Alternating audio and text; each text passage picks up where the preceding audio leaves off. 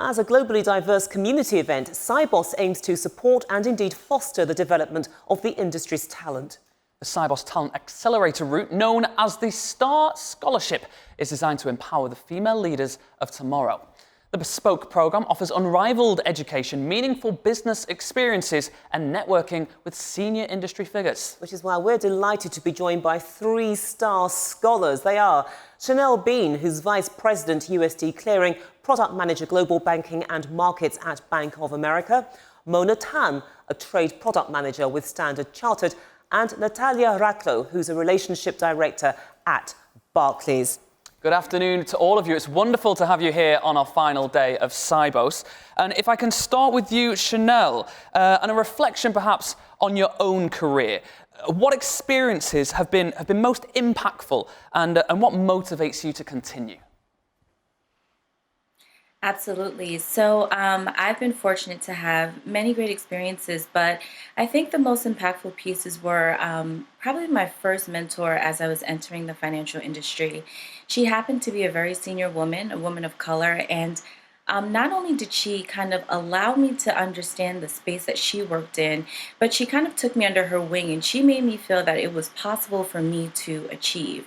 She also helped me understand that in order to be successful in this industry, I really needed to have a breadth of knowledge and kind of have various experiences so that it would be impactful. And I think seeing her and understanding that I have an opportunity to move forward was one of the leading forces to drive me forward. And then also trying to open doors for others to excel as well.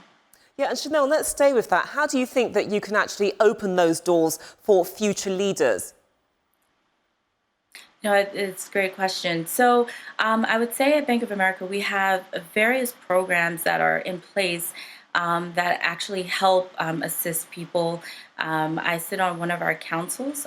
So we have a council specifically for social action and equality, where we're taking very direct action to foster equality at the fundamental levels. Additionally, there are various mentorship opportunities that we take part in. Myself, I'm very active in our recruiting and mentorship efforts. So I really do appreciate the help that was lended to me as I grew in my career. And I look to lend a hand out as others are looking to also strengthen their careers. Mona, Chanel has mentioned mentoring there. If we could draw our attention to the STAR Mentor Sessions, what are some of your key takeaways from them? So before I begin, thank you for having us. As part of the program that the team at Swift had lined up for us, we had the privilege of speaking virtually with senior members of the participating institutions for an hour each day, and it was great. You know, the conversations were packed with candid exchanges on their journeys to the top, what they wish they had done better, and habits and routines they know will help make us better versions of ourselves. Key takeaways ranged from creating our own opportunities, never be shy with putting our accomplishments on the map, how to look for inspiration for our next play, and finding a voice in what might be an uncomfortable situation or space.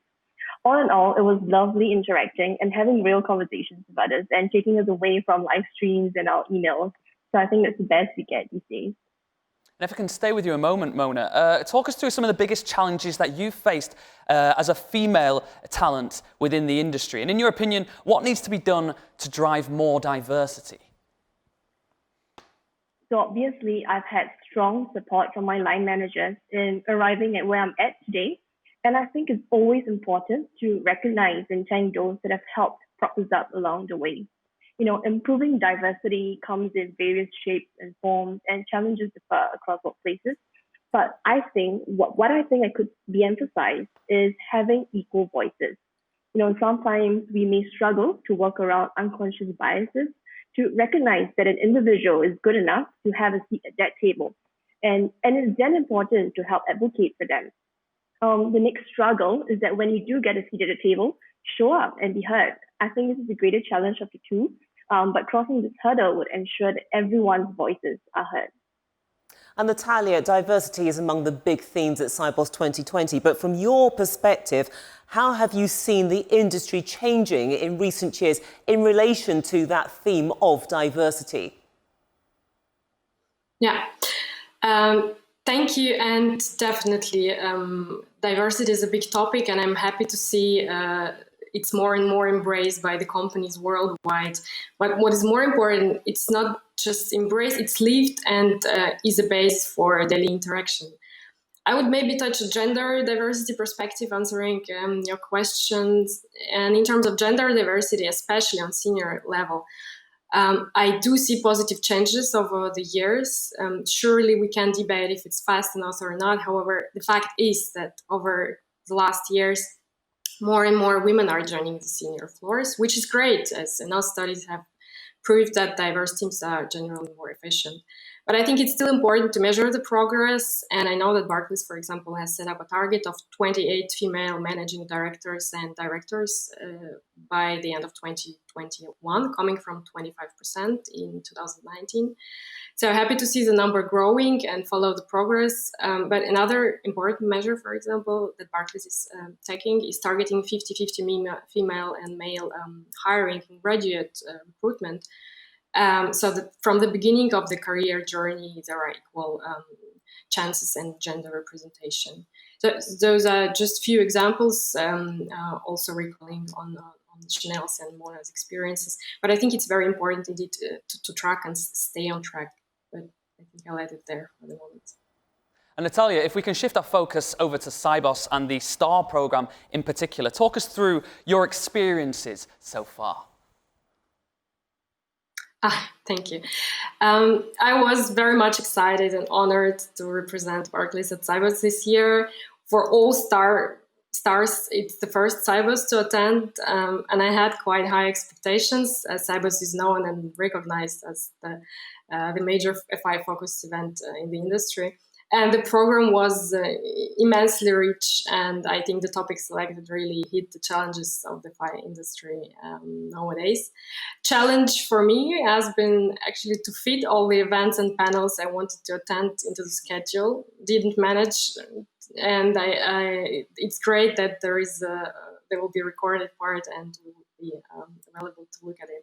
Regarding the STAR program, also very much excited, but I was not quite sure what to expect.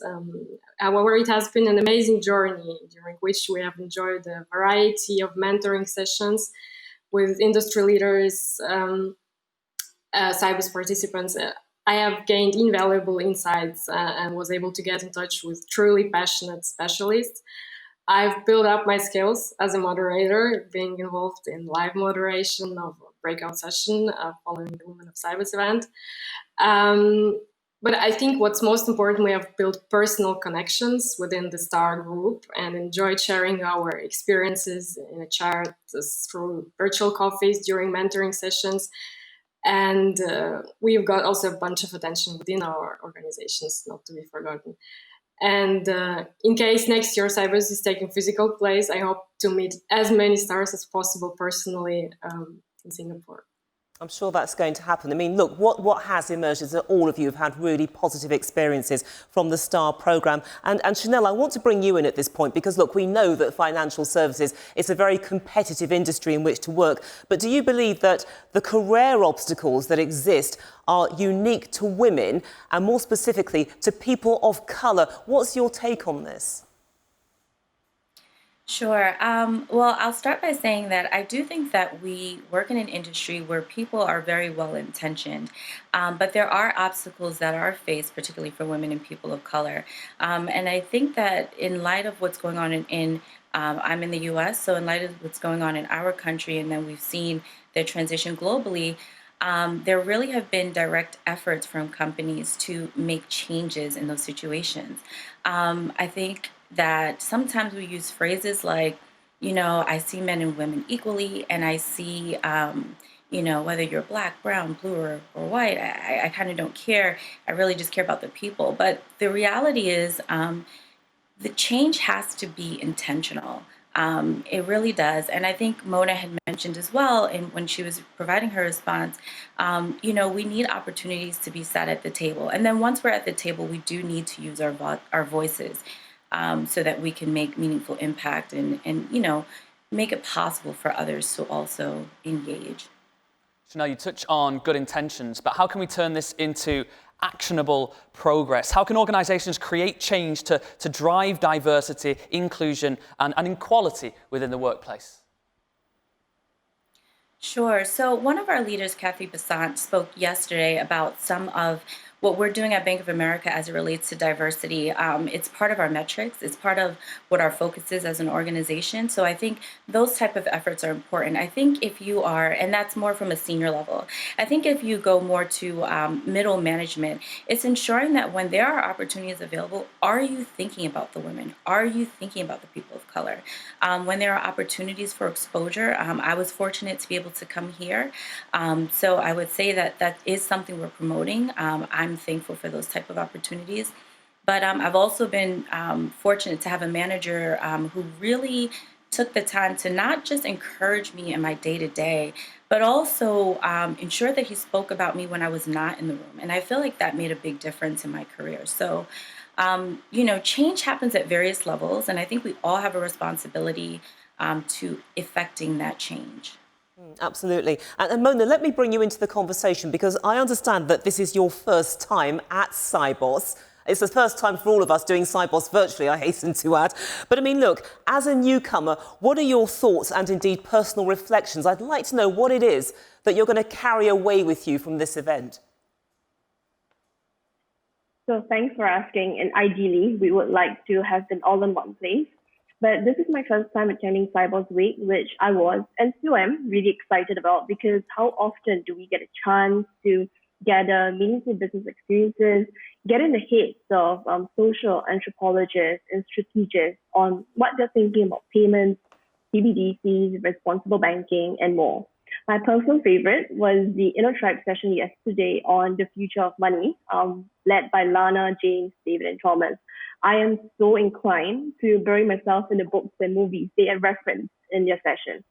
But I think what made this experience even sweeter was the opportunity to interact with the other star scholars, a group of very inspiring women indeed, as well as our panel of very established mentors. The program that the Swift team had lined up for us stars was nothing short of fantastic, and we look forward to the sessions that will continue through next year.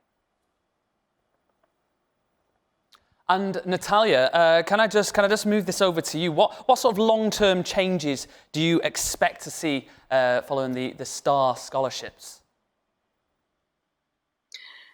Yeah, so Sibos had the full day devoted to the future of banking topic, but briefly summarizing my thoughts and also picking up from some discussions that digitalization and further development of payment landscape will be the long-term changes driven to the industry. As I'm based in Germany, further development of central bank currencies, and particularly euro, but I guess it's still a long way to go. Embracing sustainable finance is another long-term topic, but apart from what the business-driven topics, I think the long-term change that will impact all of us, it would be actually the way how we work and where we work. Pandemic put everyone in a stress test scenario nobody could even imagine before, and showed, however, that complex banks are able to operate with large numbers of employees at home, and as a result, companies will surely face organizational and infrastructural issues related to this. However, I do believe that flexible working is beneficial for both employees and employer, and allows, for example, parents balancing family needs. Many things will be shaped with the time as a long-term impact. Absolutely, but sadly, we're going to have to leave it there. But thank you so much for joining us and sharing your experiences of what it's like being a STAR scholar. It's a really fantastic story that all of you have to tell. But that was Chanel Bean, Mona Tan and Natalia Raclot.